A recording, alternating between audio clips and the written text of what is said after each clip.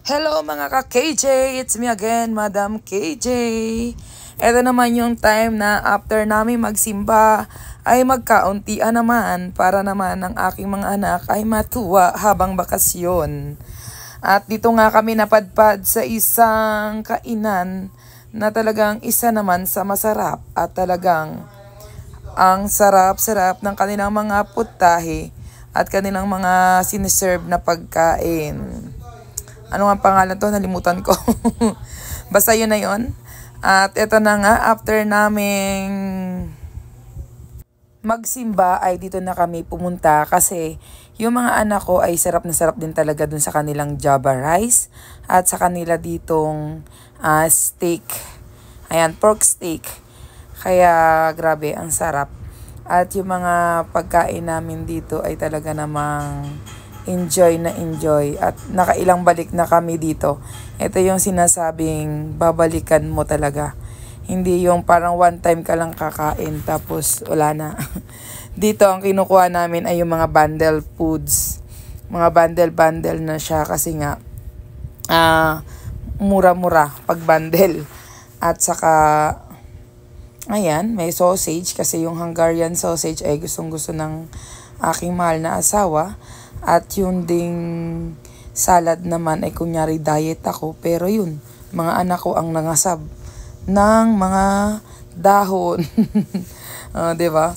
Ang mga anak ko naman ay talagang sinanay ko din naman sa mga gulay. Kaya ayan, at talaga namang kanya-kanyang kuha na kahit hindi pa naman tapos yung pag-serve. Gustong-gusto ng anak ko dito yung Java rice talaga. As in, kaya nilang magdoble-doble. Ayan, at talaga namang ang saya lang sa pakiramdam na yung mga anak mo ay naipapasyal nyo once a week. Kasi nga, kaming mag-asawa ay busy na maghapon, araw-araw, Monday to Friday, hanggang Saturday pa.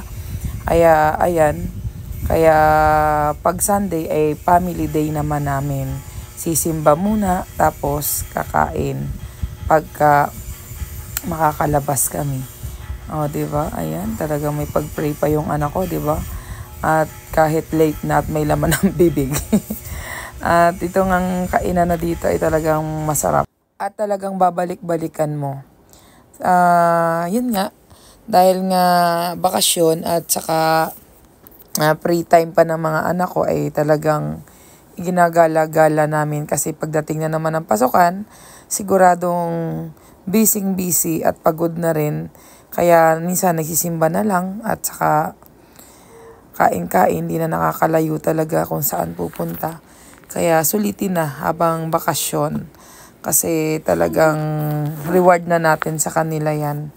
At ito na nga talagang said kung said ang pagkain. Kasi talagang yung Java rice nila ang sarap kasi nagustuhan ko din talaga yung kanilang Java rice. As in, hindi siya yung katulad ng ibang natitikman ko na Java rice na hindi ko siya makain, hindi ko gusto. Siguro naman sapat ng proof yan na talagang masarap yung pagkain kasi said talaga. As in talagang, di ba? Saka isa pa ito yung dessert nila ay talagang dalawa lang in order para hati yung tatlong lalaki, hati yung tatlong babae. Di ba? Thank you for watching. Bye!